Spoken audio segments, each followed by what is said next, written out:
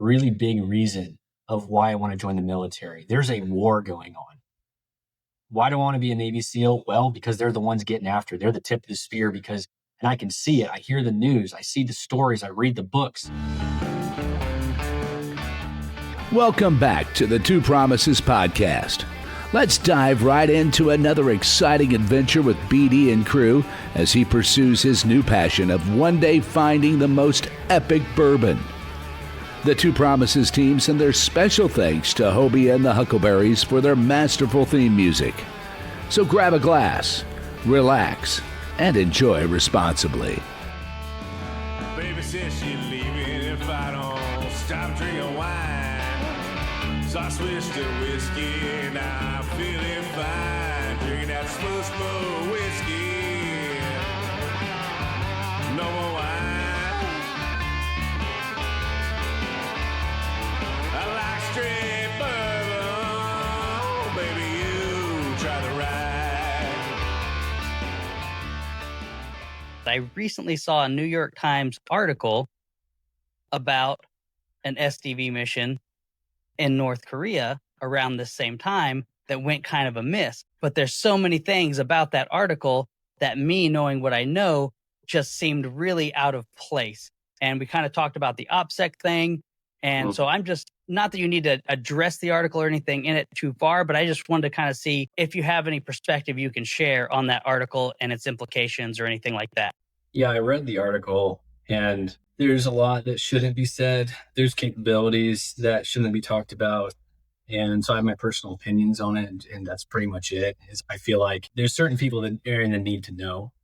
And the general public doesn't need to know what types of missions we're doing with the platforms and capabilities that we have as special operators. And the world now, this view into this and this insight into some of our capabilities, which means that's in the back of all their heads. So now any combat swimmer type operations, anti-swimmer protection within off coastlines is going to get a lot more, could be implications with that, right? Of just kind of using your head and saying, if this is a threat, then what am I going to do to protect my country? That's my biggest concern. Yep. Is that there's too much awareness of our capabilities. Everybody knows we can jump in out of the sky, right? We can fly in, jump in, like we can do it. We have that capability. You can Google and just search for learn about the many sub capabilities. But truly, what can we do with that? A lot of people don't know. And now I think some people's eyes are open to potential capability, which then if we're in wartime or just something we're trying to do, there could be issues with that down the road. And caution and concern for that. That's my biggest issue with that article released to the world, is that thought. Absolutely. I mean, the job in and of itself is already dangerous enough. Just in training, we can get injured, we can die. And then whenever you go out overseas, I mean, the gloves are off. It is playing for keeps. And by increasing that danger level for everyone that comes behind us is just no-go. Yeah, because when you've been in that situation, you know how sketchy it is already. You're already running into stuff. I can't go into too much stories with it, but it's not like, oh, we're just rolling around and things are easy. The stars have to align properly in order for the mission to go right. And any other challenges that get thrown in the way are going to make it even more challenging. Because I've been there, done that. And I don't like seeing that, just the capabilities all over the news. Right. That's my biggest concern with it. Big time. Yeah. I think that whoever it was and why, whether it was something or whether it was totally just a hit piece, I'm not sure. But Yeah. I'm right there with you. I don't think that anyone should have come forward. If they did, I don't know that they did, but if they did, they definitely shouldn't have. And there's just no reason for putting that stuff out there. No. So kind of down a little bit. So was there a time throughout your career that you felt like you were just operating at your peak? You were firing all cylinders. And what did that look like? What did that feel like? Maybe you can guide our listeners or some of your candid hopefuls through that feeling. Early on, as a new guy, I felt like our platoon was really dialed. And I've never felt any other team environment like that before, where it was just everybody's locked on and everybody's in sync with each other. There was a few guys that didn't quite fit and they got removed from the platoon. But after that happened, it was like, we're locked on. And so we did a couple platoons back to back with the same core group of guys. We had a couple new guys roll in, but core group was couple platoons in a row. And that second platoon, we were dialed, and they used our platoon to go do one of the missions. And because of the capabilities that we had developed and honed within our platoon.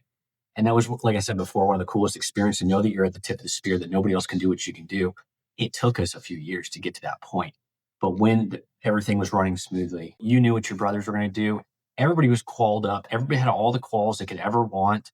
And now you're just dialed. They can pick the mission set for you. The command has something that comes down, and they're like, we know who we're going to pick to go to this mission. They're the platoon to go do it. It took the time, though, the work. They say 10,000 hours to acquire skills and to really become good at something. You do that and more within just diving and over the beach training and the regular SEAL quals you have to maintain, and all of that, the quals you get, the schools you go to. You just have to be willing to put the work in. And I think a lot of guys don't realize it. They see 1 year. They say, I can become a Navy SEAL in 1 year. What they don't see is all the training that happens after you become a SEAL. As you know, there's so much more ProDev to go through. Courses, certifications, you become somebody, then you become the department head, and then you go to all the other schools that have to do with that, civilian courses that they can put you through. So you become the subject matter expert, and then you have a platoon packed with subject matter experts. And that is the coolest experience. Because not only do you have like a bunch of guys who can kind of do the job, you have everybody who's qualified up at the top that they can, as far up as they can go.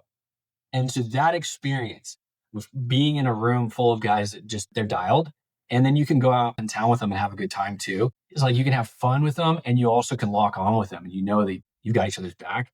Coolest experience. The flip side of that, though, I would say, you got to take care of yourself. And I think this happens to a lot of guys, a lot of high performers. It happened to me. You skip lunch, you work through the night. I'm going to just live off of caffeine. My OIC had a cooler of Monsters under his desk, and he'd crack one open first thing in the day. He'd have one at lunch. He'd have one in the afternoon. You can't go full tilt every day for years on end. Guys will get burned out.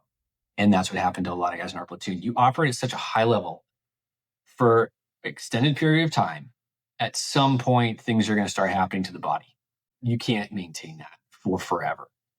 So the word of caution I have for guys is take the rest days, take the time off. Don't work through lunch if you can help it. Take care of your body, take the weekends off, decompress, because you need to keep taking care of you, because you're not going to be 25 for the rest of your life.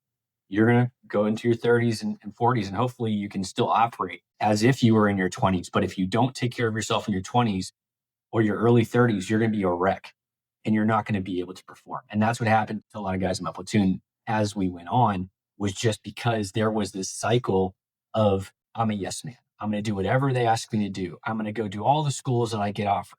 And that's important. You need to be able to go. But on the flip side, you got to say, I got to back off a little bit. I got to take some time off. The command realized this too late. They realized that guys were burning out, and they sent everybody on a mandatory Turtle Bay resort stay. It was a little too late for a lot of guys. And they were just, I'm done. Yeah. And they said yes so many times. The platoon would say yes to the command headship, because they knew that if we said yes, we could go get the best missions. And that's what everybody wants, because you're chomping at the bit. But at the same time, you have to say, the boys need some rest. We've been going. We don't need to go take a trip to Shaw's right now. We need a few weeks off. We don't need to pack in another training trip right now. When we have a little bit of gap time, we need some time off so they can heal their bodies, heal their minds, reconnect with their significant others, so they can come back and be locked on.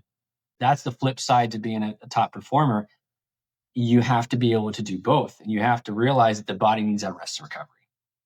Man, that is so huge. One, I'm glad that you're speaking about it now, because I'm getting goosebumps just hearing you say it, because it does need to be saying. It resonates with me in a huge way, because that's what happened to me. As I pushed myself till I burnt myself out, I hit the wall, and it was not pretty. And I do not wish that experience on anyone. So I'm glad you're saying it here, because it also tells me that you're talking about this in the Warrior Calling with some of the people that you're working with.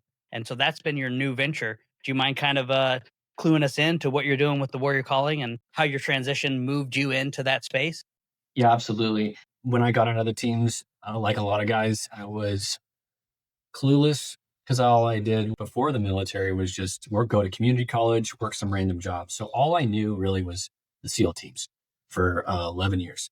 And so when I got out, my wife wanted to go to college overseas and get her degree in England. So we did that. I was like, well, yeah, I'm going to go get my degree and I'm going to go travel and we're going to do the normal civilian job that everybody gets to do. So I fixed my LinkedIn. I did my resume. We went to England. We sold our house in San Diego, moved to England.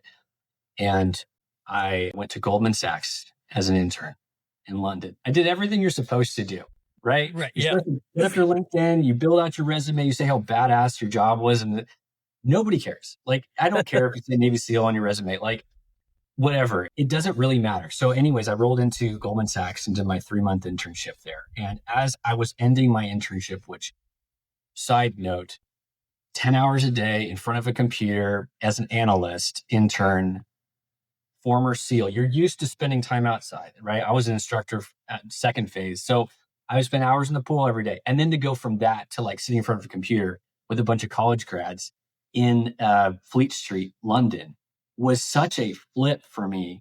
I wanted to find the nearest bridge and jump off of it, to be completely honest. It was like, Get back in the water. I please leave the situation. However, I was also telling myself, stay open-minded, try things. This could go somewhere, maybe. But at the end of my internship, there's a lot going on. And this is 2018. And they had a hiring freeze right around the same time that I finished my internship. And so because I was not a British citizen, they said, we are not going to hire you. After I went through a bunch of interviews at the office there, and they said, yeah, we're not going to hire you, but we'll put in a good word for you when you go back to the States, if you want to go work in New York or LA at Goldman Sachs. And I said, cool, I'll take that on board. And then I came back to the States after a year in England. I said, no, I don't want to do that. So I finished my college degree, did the internship, did some stuff in sales in California, and eventually found myself back in San Diego working a real estate job. And it was one of those things. It was 2019, 2020. Pandemic was just starting, kind of rolling in 2020. And we bought a house in San Diego, could barely pay for the mortgage. We had 2 kids, newborn and a 5-year-old. Wife worked from home. I was working the real estate job. Everything shut down for COVID. I got diagnosed type 1 diabetic early 2020. And I was very unhappy in my job. My boss got let go. My boss above me got let go, and they had been in the company for years, and then they got let go. So I'm like, wow, I thought I had this solid career in real estate. I could see myself moving up in this company. They like me. I'm doing well. I can just stay in this. But my boss got let go. This is COVID time. And because they're letting people go. So I realized that the security I thought I had with my new career could just go away. Like my job could just vanish. And I have a family to provide for. We were in debt because we, blew all our money in England, just trying to survive. Internship didn't make anything for us. So we were starting from scratch. After we got out of the military, we had some savings. We didn't have a home. We had no cars when we came back from the UK. So literally scratch, trying to rebuild our life. And so during that time in COVID, and it was mid 2020, and I said, I had a coach, and I told him, I don't think I can do this career for the rest of my life. And I'm really passionate about being a coach. I felt they talk about calling, what is your purpose in life? I love teaching. I love training. I loved it being at second phase and teaching guys closed circuit diving and pool comp and all of that. And I had some guys reaching out when I was in San Diego in real estate, and they knew I was an instructor at BUD/S. They knew I'd been a SEAL. They said, can you train me to become a SEAL? And so I said, well, maybe this could be something. Maybe I could start training guys that want to be elite performers, not just go into the SEAL teams, but athletes, maybe CEOs, entrepreneurs that want elite performance. So end of 2020, I called my boss. I said, hey, I'm going to put in my notice and I'm going to step away at the end of the year. That was probably the scariest thing I've ever done. In the military, you do a lot of scary stuff, a lot of missions that are kind of sketchy. And there's moments of fear and anxiety and emotion that, what could happen? I've never been more scared than when I quit my 9-to-5 at the end of 2020 and decided to become a coach and go all in on that. But that was honestly what it required. It required that I go all in on something again. I went all in on becoming a Navy SEAL. My new calling in life was to become a coach and a mentor. to the next generation of warfighters. I felt that in here, but it was one of the hardest things to call my boss up and say, hey, you hired me 2 years ago. You believe in me. And we're in the middle of a pandemic. I'm going to quit and I'm going to become a coach. And he was like, are you sure? And I'm like, yes, I'm sure. So at the end of the year, I'm going to step away from this. I felt like the thing that I felt called to do was become a coach and mentor. I made the name of it the Warrior Calling, because I feel like if you feel called to do something, you'll go to the ends of the earth to make it a reality. I want that for guys. I want that for men and women. I want them to find something that's so much more outside of who they are that it scares them, but they're not willing to turn aside to that and say, no, I'm not going to do this, but I'm going to go all in. So the Warrior Calling was born 2021, started coaching guys. It was great. Initially, I didn't really make any money, barely made any money, but we had a gym in Coronado we would train at. And I started bringing guys onto the team. I started coaching them and training them up, going to the bay with them, getting in the water with them, swimming with them, running with them, building out programming, mindset training, weekly Zoom calls, just basically just immersing myself into the coaching experience. How can I help these guys, not just from San Diego, but from around the world? Started using social media, started using Instagram, just posting some stuff. Guys started reaching out. And the snowball kind of built from that point and rolled. And here we are today with what has been built. But it was the calling started with my calling to pull the trigger on this thing. So I know how scary it can be for some of these guys when they start going down this path, because sometimes it's like, wow, I don't know what I'm getting myself into. I know exactly how you feel. I've been there. I've been there multiple times. I got you. Yeah, that's awesome. Dude, I can relate to what you're saying, that whole, what are we doing now? Like, there's something's got to change. And yeah, that's pretty amazing. So you're working with the new generation every single day. From your perspective, from your vantage point, there's this kind of, obviously you and I, we both experienced the last hard class, right? Everybody after us is softer. You know what I'm saying? So you talked about it earlier, is about putting out a better product. But from your vantage point, do you feel like Gen Z is softer? Or do you think that the core tenets of grit and resilience are kind of a timeless thread that we can all share? The character is still character. And those qualities you just mentioned are required for any generation. Yeah, I don't like to put somebody in a box. That being said, I think this current generation is fairly distracted. And I also think that some of them lack a strong reason why. For us, many of us, it was 9/11, right? I want to bring justice to the enemy. There was a catalyst. There was that really big reason of why I want to join the military. There's a war going on. Why do I want to be a Navy SEAL? Well, because they're the ones getting after. They're the tip of the spear and I can see it. I hear the news. I see the stories. I read the books, right? Absolutely. I think that is one of the things right now that is probably the most challenging for this generation, is finding their deep reason why. Because selection is selection. It is hard. It was hard back when we were going through. It's challenging now. It's not easy. Cold is still the cold. The standards are still the standards. So that is not changed. I think what's, like I talked about before, the why, the heart. If you don't have a good enough reason why, if you see the SEALs on Instagram, the influencer types, they're great guys. But if that's who you want, if you're like, I want that, I want to become somebody who other people look up to, you've lost it. You've lost the whole point. It's a quiet professional. It's not about any influencer. It's about being behind the scenes. It's about how we didn't use social media when we were in the teams, or at least if we were on it, we were unknown. You stay in the shadows. That's the whole point. So the reason why do I want to be a Navy SEAL? That's the biggest question I ask these guys, the younger guys coming in. And then I dig even deeper. Why do you want to become a SEAL? What is it for you? When you're cold, wet, and sandy, you're not going to be thinking about jumping out of planes and shooting guns. You're going to be thinking about somebody else. You're going to be thinking about something a lot deeper than that. The guys that make it through have a strong reason why. I've heard people say, you'll kind of figure out your why as you go. I doubt that.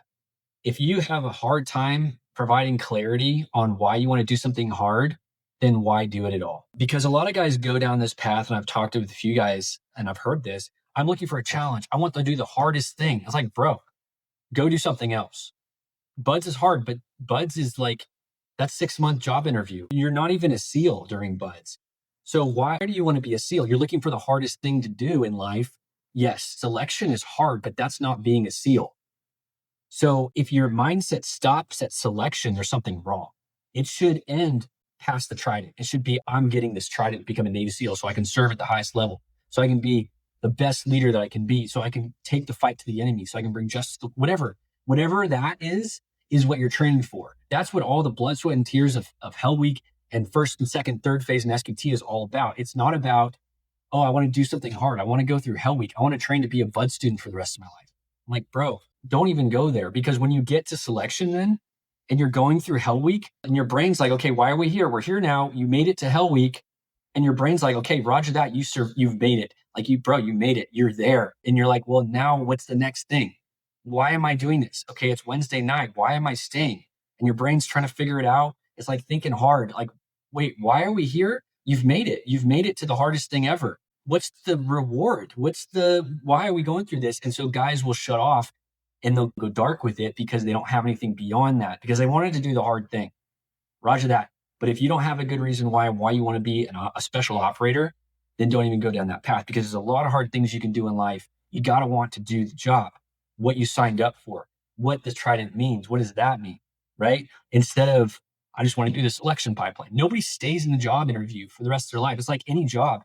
It's like becoming a doctor and you decide to stay in school for the rest of your life. Like, that doesn't happen. You get through school and you become somebody and you do that career. That's what you're training for. That's why you train hard before buds. That's why you perform when you're at selection. You build your reputation, and then you perform as a special operator for as long as you possibly can. So I think the mindset needs to change. So that's why, same thing as has been before. It's true. Why? Why do you want to do this? What's the thing for you? And can you go to sleep at night and know exactly what it is? And a lot of times it has nothing to do with you. It has something to do with your father, your grandfather, maybe somebody else you looked up to. Maybe it's a feeling. Maybe you feel called to do this. You feel like God has placed something in front of you. Whatever the heck it is, it's better be outside of you instead of just saying, I can't wait to become a Navy SEAL because then I can go to the beach and flex and show off all my tattoos, right? Like, what is the reason why? And so guys will get to selection and they'll tap out because their reason wasn't so deep at the core foundation. It's like, that's why a bunch of scrappy kids like ourselves make it through. And guys that have maybe their own whys, don't really have a strong foundation, maybe they're not so successful. But there's a lot of average guys in the teams or below average, right? I'm 5'7". I was 165 pounds going through selection. I shouldn't have made it, right? I'm not tall. I'm not strong. I was never the fastest guy, but you'll see a bunch of average dudes in the teams with above average desire to be successful and to serve with the best of the best. And that's the way I've seen it. So I think going back to your question, it's just the question remains, what is your why? Why do you want to be a Navy SEAL? And if they can answer that, anything else really can go aside. I don't care what generation you are, because character is character and the selection is selection. That's great. So you're talking about mental toughness. You've talked about the why. So let's just take that why into some of those mental toughness realms. You and I know that, yeah, there's a certain amount of innate, just scrap that comes from the why. But in a lot of ways, we can learn things. We can drill things. We can develop a degree of mental toughness and resilience. Is there a specific practice or drill that you teach your students within the warrior calling to proactively build that mental toughness so that they have resilience whenever crisis does occur, or whenever they reach that moment? It's cold, you're wet, you're sandy, it's the middle of the night, the new shift's coming on, it's dark, and all you want to do is have a freaking warm coffee and a blanket. So there's a little video I have created in a worksheet for the guys, and it's really just about digging into their mind a little bit. And all I'm trying to do with the worksheet and the video that I send to them is I want them to do some inner reflection. I want them to figure out what fires them up. What are their innate strengths? What are their innate things that drive them forward? Where do they feel like they add a lot of value already? I just wanted them to dig into who they already are, because I think a lot of guys just don't trust who they are. So the video and the worksheet, everybody goes through when they're going through the training. It's one of the first things they do, and it has some inner reflection, and it's just helping them find out who they are. Because if you don't know who you are, it's really challenging for us to go through something hard when we're just not even sure who the heck we are, what we're there for. So that's one of the foundational things of what we'll do, is really the inner reflection, but then it's going to come out in action. If we think about physical challenges, that's what brings forth character. That's what shows us what our true character is. It's not when things are easy. So we put the guys through monthly challenges. Like this month in the warrior calling, we have 1,000 air squats for time, and we'll do a weekly challenge, a daily challenge. We have events we put them through. I'll bring them to the pool and we'll do some pool skill work. But it's really about having them tap into that version of themselves that's stronger, that is resilient. It's that version of who they are. We just have to tap into it. They need to find that they have that ability to step out of their comfort zone and they're okay when they get there. They need to push outside their comfort zone. They need to maybe puke on that run. They need to go on that 9-mile ruck that sounds so intense that they don't know that they can do that. But when they've achieved these physical challenges and they go through them, they find out a lot about themselves and how deep this heart really is. And that's huge, because if you never go there physically, the practical side is still in the dark. But when you put somebody through a physical challenge, you learn so much about them. They learn so much about themselves, how they're going to react and respond, where they go. When they go into that, can they go in that happy place in their brain? There's the analogy for everybody, or the perspective is, you have two guys and they're going through Hell Week. They're both the same physical abilities. They both have the same passing PST maybe.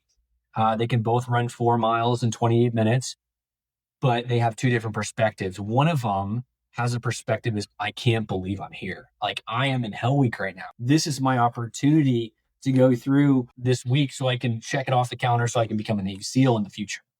I can't believe it. I am in Hell Week, right? That's their perspective. Their head is up. Things are hard. Like, it's challenging, but they're like, I'm doing this. I am blessed to be here. There's so many guys that wish they were in my shoes. I am here. I have the balls to be here. I can't believe it. Then the other guy next to him, his head is down. He's thinking, woe is me. When is this going to end? I'm so cold. I don't think I can go any further. They're pushed to the side of the log. They're not performing. Their same physical ability of the guy next to him, but it's a completely different mindset. Perspective is everything. So you see one guy, his head is up. He's a hard charger, right? But he's same physical ability as the guy next to him, but everything is about your mindset on how you approach it. So we go deep physical, we go deep mental, but then at the end of the day, it's perspective shift. So you got to see the perspective here, man. This is your opportunity. For myself, and I'm going to go off on a tangent here for a second. My grandfather was in a concentration camp in World War II. Wow. And I heard stories from my mom would tell me about what her dad would tell her what it was like. And this was in Indonesia. And he was Armenian. He was living in Indonesia. He was married. This is before the war. He was married, had a kid. And the Japanese came in and took over Indonesia. And he was an auto mechanic. And they destroyed his auto shop, put him in a camp with the rest of the civilians in the local town in Indonesia on the island. And basically, he was supposed to fix their vehicles for them. That's what the Japanese soldiers had him do. But he had a heart and he wanted to help people. So whenever there was people that were sick in the village, he would bring a battery to the outside of the camp, which was hollowed out. And he'd have them like fill it with medical supplies, and they would bring it back in and he'd help people. And my mom told us that stories that he would say when he got caught a couple of times and they put him in the middle of the camp in a cage in the sun, and he had to stay sane. He had to like use his arm, his body parts to measure the box over and over to keep with it mentally. So he went through a lot. And obviously the war ended and the Allies came and freed the camp. And he came out, he survived, and went to look for his wife and child, could never find them. Never found his first wife and child. My grandmother came over from Holland and was with the recovery of the island. They went to go work at the hospital, and she and my grandfather met and they got engaged, and all that happened after. But my perspective on all of that was, if he can go through that hell, I can go through a volunteer week of cold, wet, and sandy, meals every 3 hours or whatever it is, volunteer program to become a Navy SEAL. If he can go through that, I can go through this. And I think some of those guys just need perspective. They just need to see a different side of things, because everything seems so hard. Got to get up early to go run. Like, dude, you get up early to go run. You don't realize how blessed you are. The opportunity, you just have to have perspective shift and see what other people have gone through. And now you're like, dude, I can keep my head up. I can do this. If they can do that, I can do this. And I think that's a big thing for you guys. Just have some perspective change on where they're at and what they're trying to do, because that changes everything. It truly does. And so that was part of my why too. It was like, if he can go through that, I can go through hell. Man, that is an incredible story. Thank you for sharing. With that being said, kind of some of the perspective that you're talking about, there's a reason that they're the greatest generation. I think about all the things they went through, they endured. And then whenever they deployed, it was like, no, you're just going to war and then you'll come back whenever it's over, or you're injured, or even a worse scenario than that. And we're like, oh, we're going for 6 months, 9 months, whatever it might be. I'm seeing, and it's obviously not this extreme. I hope it never becomes this extreme, but I'm feeling there's a trend, a culture shift to where things are getting a little bit more chaotic, a little bit more dangerous. So whenever you talked about 9/11 and how our passion was to go overseas, take the war to the enemies, get the bad guys off the streets, get the guys that are bombing buildings just for ideological or political gain, to get them to stop and to keep that away from the United States of America. You look at the news reels now, you look at what's going on. You have the Ukrainian immigrant in Charlotte killed on the train. You have political assassinations going on. So with all of this chaos and uncertainty, and right now you're shaping the next generation, what kind of advice or insight would you have for having lived it where we lived it, and to maybe bring us together so that we can kind of stop this before it becomes overwhelming and what we've seen overseas that we don't want to have here? There's a lot of seemingly chaos going on, and the intensity seems to be rolling in faster and faster. Thank you for joining us today on this curious roller coaster of life. If this is your stop, please exit peacefully. Enjoy the rest of your day. If you're ready for another one, just push play. Just a final note before you go, thank you, and thank you for feeling. The distillation and aging process is different for everyone. I'm not quite sure what you're ready for. Sip slowly and enjoy responsibly. Baby says she's leaving if I don't stop drinking wine. So I switched to whiskey, now I'm feeling fine. Drinking that smooth whiskey. No more wine.